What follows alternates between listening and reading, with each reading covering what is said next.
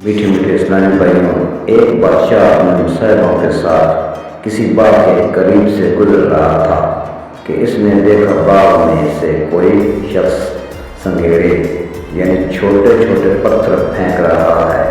ایک پتھر خود اس کو بھی آ لگا اور اس نے خدام کو دوڑا کر جا کر سنگھیڑے پھینکنے والے کو پکڑ کر میرے پاس حاضر کرو۔ چنانچہ خدام نے اس ایک گوارا کو حاضر کر دیا۔ بادشاہ نے کہا، سنگھیڑے تم نے کہاں سے حاصل کیے؟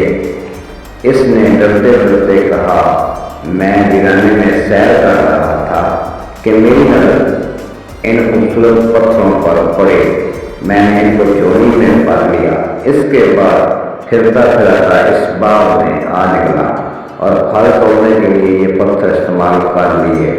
بادشاہ نے کہا، تم ان پتھروں کی قیمت جانتے ہو؟ اس نے عرض کی، نہیں۔ بادشاہ بولا، یہ پتھر کے ٹکڑے دراصل انمول ہیرے تھے جنہیں تم نادانی کے سبب ضائع کر چکے۔ اس پر وہ شخص افسوس کرنے لگا، مگر اب اس کا افسوس کرنا بیکار تھا کہ وہ انمول ہیرے اس کے ہاتھوں سے نکل چکے تھے۔ زندگی کے ایک لمحات انمول ہیرے۔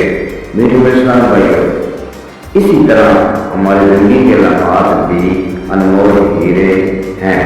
اگر ان کو ہم نے بیکار ضائع کر دیا تو حسرت و ندامت کے سوا کچھ ہاتھ نہ آئے گا۔ دن بھر کھیلوں میں خاک اڑائی، لاج آئی نہ دروں کی ہنسی سے۔ اللہ عز و جل نے انسان کو ایک مقرر وقت تک کے لیے خاص مقصد کے لیے اس دنیا میں بھیجا ہے۔